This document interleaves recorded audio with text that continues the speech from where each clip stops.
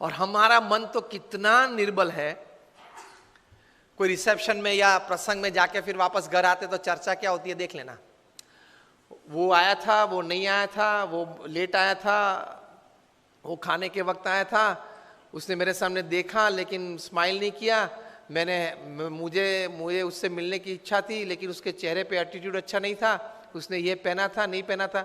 2 घंटे तक फंक्शन के बाद घर में यही चर्चा होती है सबके घर में, यस और नो, वे आए थे वे नहीं आए थे, उसके लिए आप फंक्शन में गए थे। Half of the time we don't know what we are doing. 50% जीवन तो यूं ही पानी में चला जाता है, हमको कॉन्शियस स्टेट में पता ही नहीं है कि हम क्या कर रहे हैं। बारात निकलती है तो तीसरे मंजिले पे खड़े खड़े, सुबह में एक तो देरी से उठा है, 10 बज गए हैं तो भी ब्रश करते करते वहां थूक रहा है, स्वच्छ भारत प्रोजेक्ट बिगाड़ रहा है प्रधानमंत्री श्री का, और फिर अंदर आके बोलेगा बारात 20 मिनट तक देखी, दोनों जम नहीं रहे, तो दोनों को जमाने की जिम्मेदारी तेरी थी, और अगर नहीं जमा और कुछ हुआ तो एक की जिम्मेदारी तेरे पे आने वाली है। एटीट्यूड्स हमारे बहुत चीप हो गए हैं। तो मन जरा दृढ़ रखना, accept and welcome wrong attitudes and insults in life. देख तो लो, चेक तो कर लो आप इमोशनली कितने स्ट्रांग है, इमोशनली आप कितने स्ट्रांग है। चेक कब होगा? जब आपका किसी ने अपमान किया, जब आप प्रतिष्ठित हो और पोजीशन पे हो, आप अथॉरिटी हो, फिर भी आपकी मनमानी के विरुद्ध कोई अगर ओपिनियन दे और वो भी मीटिंग में दे और मीटिंग में सब मेंबर्स उनको सपोर्ट करे, whether it is pre planned और spontaneous, that is also different story. उस वक्त आपकी अंदर की हालत कैसी बनती है वो आपके एटीट्यूड पे निर्भर होगा।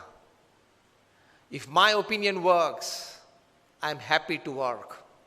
If my opinion does not work, somebody else's opinion prevails, I am more happy to work। तो ही महान बन पाओगे। स्टीफन कॉवी ने यही बात लिखी है, the 7 habits of highly effective people पुस्तक लिखा जो सबसे प्रसिद्ध मैनेजमेंट बुक है। उसके बाद उन्होंने एक और अच्छी बुक लिखी है, द 8th हैबिट। उसका सब टाइटल है फ्रॉम इफेक्टिवनेस टू ग्रेटनेस, असरकारकता से महानता तरफ। उसमें यही बात लिखी है। स्टीफन कवी आए थे भारत, 5 दिन रुके ये बुक की प्रमोशन के लिए, 4 सेमिनार किए। एक सेमिनार 700 से 1000 लोगों ने अटेंड किया, एक डेलीगेट फी 23,000 रुपये की थी। मुंबई में ओपनिंग हुआ, ओबेरॉय में फंक्शन था, 700 सीट्स थी। 24 घंटे पहले ई टिकट ओपन हुई और 86 सेकेंड्स में, 1 मिनट एंड 26 सेकेंड्स में 700 डेलीगेट्स ने पैसे भर दिए पूरे भारत में से, क्योंकि नाम तो बड़ा था स्टीफन कॉवी। 6 घंटे के सेमिनार में 5.5 घंटा सेमिनार मैनेजर्स और वीडियो ने चलाया। आधे घंटे के लिए ही सिर्फ स्टीफन कॉवी मंच पे आए थे। आधे घंटे में 10-12 बार वे एक वाक्य बार बार बोलते थे। वही वाक्य को, वही सेंटेंस को बॉक्स आइटम बना के दूसरे दिन डीएनए न्यूज़पेपर में पूरी आर्टिकल छपी थी। If you have not attended yesterday's Stephen Covey's seminar, you can read this article. It is equally good in the thought process of attending the whole seminar. और अगर आपको पूरा आर्टिकल पढ़ने का समय ना हो तो ये बॉक्स आइटम आप पढ़ लेना। ये बॉक्स आइटम में जो बात लिखी है, that was the sentence that Stephen Covey talked again and again, perhaps more than 10 times in his half an hour of physical presence upon the stage. और वो क्या था? Don't expect others to change. First change yourself, others will follow. वो व्यक्ति मुझे अनुकूल हो वो बाद में सोचना, पहले कौन सी जगह पे मैं उनको अनुकूल हो सकूं वे पहले आप सोचे।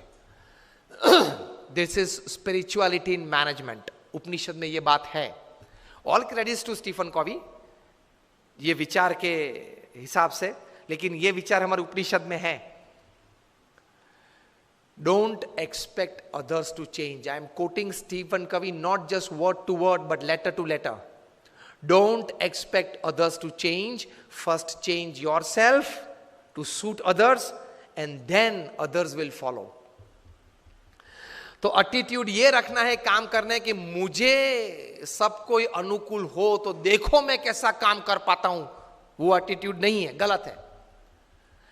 आप अपनी टीम को अनुकूल होके सबके पास अपनी एनर्जीज डेवलप करके टीम वर्क बढ़ा के कैसा काम कर सकते हैं, वही सफलता है.